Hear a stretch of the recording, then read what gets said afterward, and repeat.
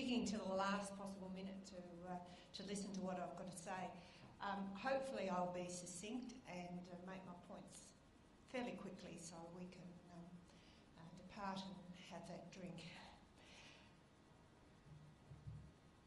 Now, what I want to talk about in this presentation is an overview of our research on regional mobility that we've been doing and social inclusion we've been doing for about 15 years. When I say we, it's mainly John and I and other colleagues.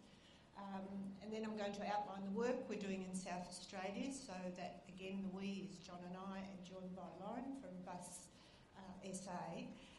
And then we're going to propose directions for improving regional mobility opportunities. Now these are only initial thoughts, we haven't done the final report yet, so it's not all quite bedded down, but we're getting there. So we've been doing work on social exclusion and the interface between transport and social exclusion. A person's well-being is higher the more included they are in society. There's very clear evidence for that. So the more that you're able to participate in society, the higher your well-being. And part of this is the lower social costs, societal costs to support that person. They come down if that person doesn't need as much social support. Now, social exclusion, unfortunately, is higher in rural areas, and we've done research that's measured the comparison, and hence the graph in the slide there. You're not socially excluded or socially included. There's a range of responses. So the more you're excluded, the higher your exclusion if you're in a rural as compared with an urban area.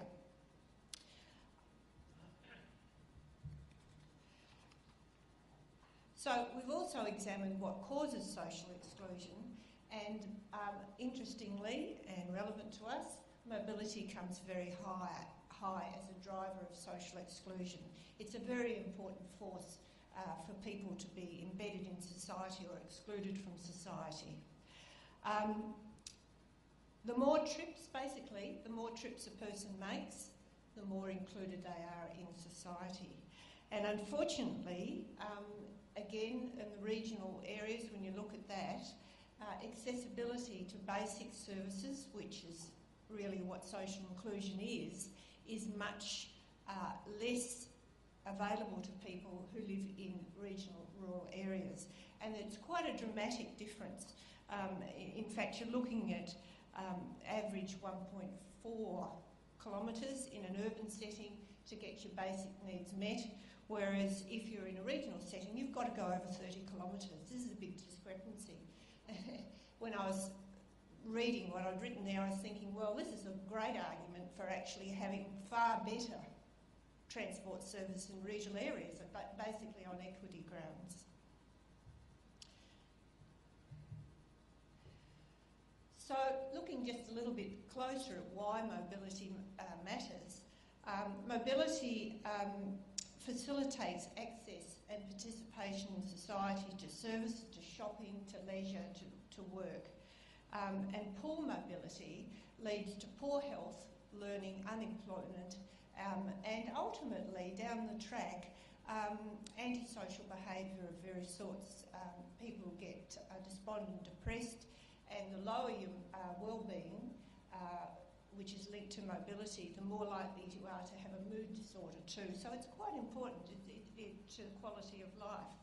And the final bit to that, of course, is what I said, it increases societal costs if you're socially excluded, because society has to support you with welfare payments or health services.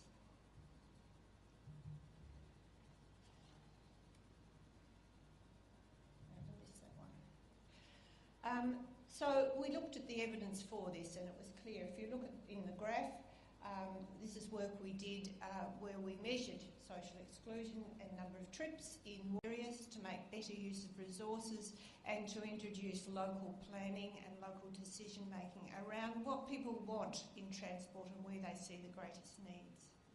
There's a need to invest more in public transport as the backbone, the framework around which the transport structure is done in South Australia. And this is not thinking that, although we've been working in this for many years, it's actually a lot of the thinking internationally at the moment. And I've got a couple of quotes there, which is just very current, comes out from a report from Urban Transport Group in Leeds, about how we need to integrate local planning, make the savings, use the resources that are there, and also the concept of total transport, where, and I didn't put all the quote there because it was all getting a bit small, but which seek to pool currently separate healthcare, education, social services and public transport funding sources, as well as vehicle fleets, to provide a better and more cost-effective service. And so it's not something that we're doing in isolation, it's an international trend. And part of the New Deals project, which we heard about yesterday, although my interpretation of the UK New Deals is that it's not just the three levels of government talking, it's actually the community and the private sector that are having this conversation and having a strong level of input in this in the UK setting. So that's it. That's all I wanted to say. Thank you.